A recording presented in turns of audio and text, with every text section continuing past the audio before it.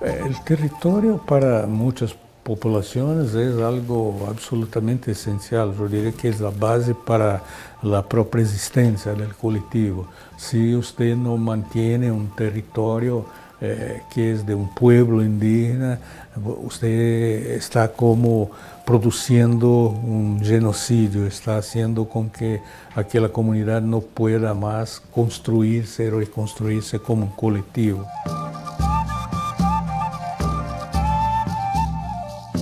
Por un lado, por algo hablamos de territorio y no tierra, que son dos cosas distintas. Tierra es el concepto de tierra individual, como la tierra que uno compra con un título de propiedad, y no tiene que ver con la idea de grupo ni de un colectivo que se apropia y que utiliza esa tierra, que ahí pasaría a ser justamente el concepto de territorio. Para ellos el concepto de territorio está estrechamente vinculado con la cosmovisión, con la identidad del grupo, con la historia del grupo, con las vivencias que tiene ese grupo en relación a ese territorio, a ese espacio de tierra que dejó de ser tierra porque pasó a ser algo mucho más complejo que eso.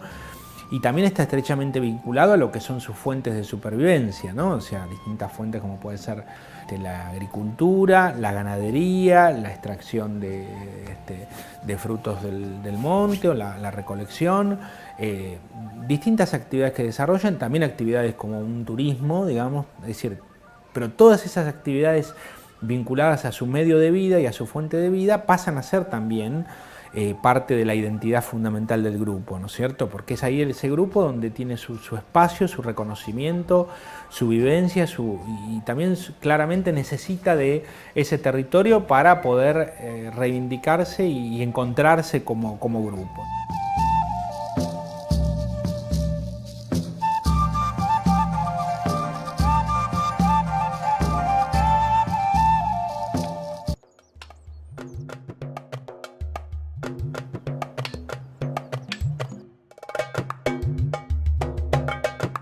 El territorio hace parte de la cosmología, de su religión, su vida, su manera de sobrevivencia.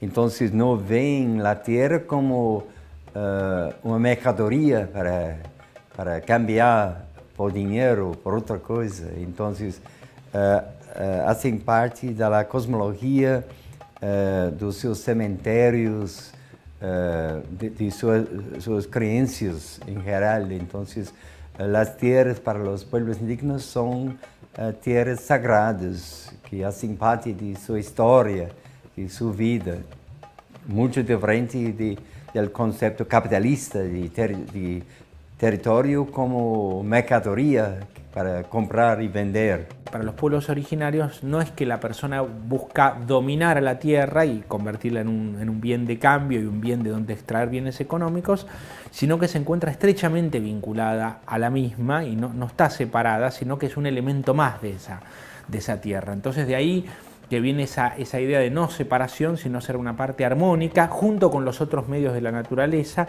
y junto también con, cuando se habla de tierra, también de territorio, también se está hablando de lo que está por arriba del cielo y lo que está por debajo del subsuelo como un todo integrado, un todo armónico.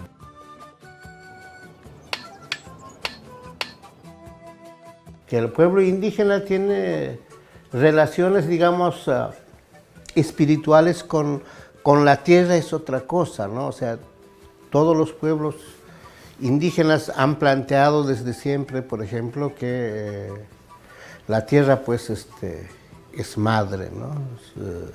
Eso lo dicen las primeras naciones del Canadá, o lo dicen en mi país, en el Collasuyo, o lo dicen aquí.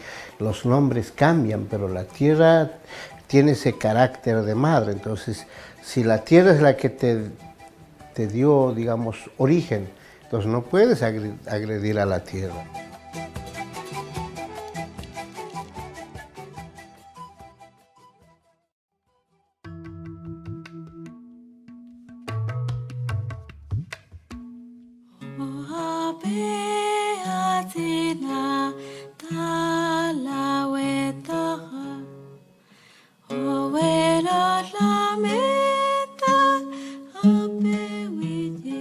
La historia regional es una historia que se da por ciclos, ¿no? Hay una historia, un ciclo histórico del siglo XIX en que primero viene la independencia y ahí las élites pues no tienen bien definido qué pasa con los indios. En el caso de la Argentina o Chile todavía no piensan en un territorio que actualmente tienen. Hay mapas que hablan o muestran que el territorio argentino pues no era lo que es hoy, y hay un territorio claramente libre, mapuche, y lo dice tal cual, ¿no? En los mapas oficiales de la época. Y entonces viene un segundo ciclo, que es la segunda mitad del siglo XIX, donde los estados de la región piensan en el exterminio del indio, ¿no? Domingo Faustino Sarmiento creo que es el más claro ejemplo, pero en cualquiera de los países podemos encontrar émulos de Sarmiento, ¿no? Que predican el exterminio del indio, predican la necesidad de matarlos, de asesinarlos.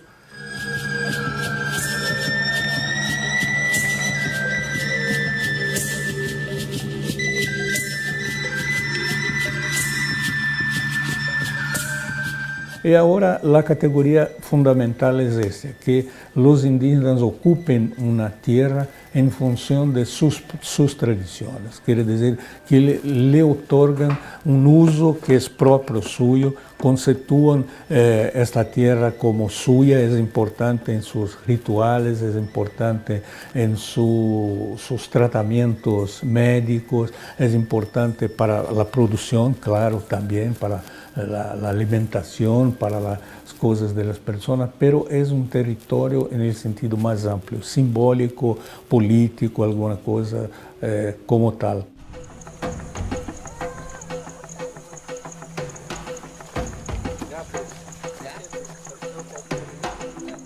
Yo vivo en Los Toldos, vivo en la comunidad donde hemos perdido gran parte de nuestras tierras. Teníamos 16.000 hectáreas, nos han quitado como 14.000 o 15.000. Ahora han pasado a manos de sojeros, terratenientes, inmigrantes que han venido, pequeños campesinos, indígenas, han sido desalojados o han perdido sus tierras, los han presionado para que la vendan porque al no tener maquinarias para trabajarla han tenido que dejarla. Y eso ha pasado en todo el país, ¿no? Pasa con los de Monte, en Santiago, y con la explotación de petróleo, de minas, y en el Chaco pasa lo mismo, ¿no? Así que bueno, es toda una lucha, pero la gente está organizada, está luchando de lograr que realmente los pueblos indígenas podamos tener el control de nuestros territorios, tener el derecho a decidir nuestro propio destino, a tener una propia educación, ¿no? A mirar un poco el futuro con más optimismo. Así que estamos optimistas. Yo soy de los más viejos, quizás no lo voy a ver, pero además consideramos, por ejemplo, en el caso de Argentina, que Argentina fue fundada hace 216 años con modelos muy europeos, ¿no? Y consideramos que a esta altura ya un poco están obsoletos.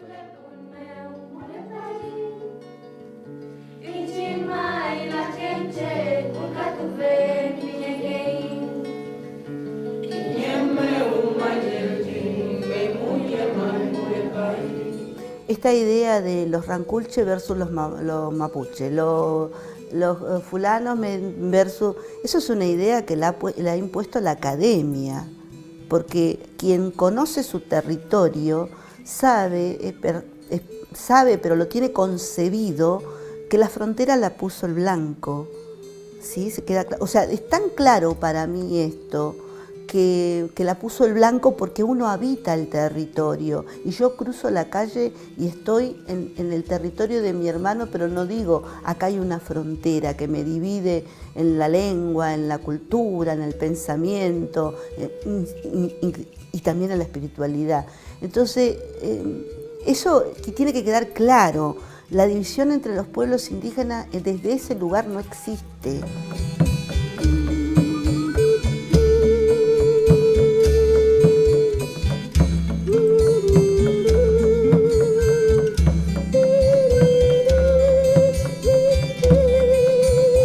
La división la imponen otros porque tienen intereses y muchas veces, siempre esos intereses están marcados por lo material, por el recurso, por lo económico. Y lamentablemente para nosotros que vivimos en esos territorios está ideado desde ilustres apellidos y de la mano de mega empresas foráneas, ¿no?, que han destruido sus territorios y que vienen por los recursos naturales que tenemos en este Suramérica, como yo digo, que nosotros somos realmente suramericanos, más que latinoamericanos. Muchos de la sociedad civil y en particular quienes nos gobiernan ignoran absolutamente nuestro carácter idiosincrático y nuestra identidad, nuestro concepto identitario que tenemos como pueblo.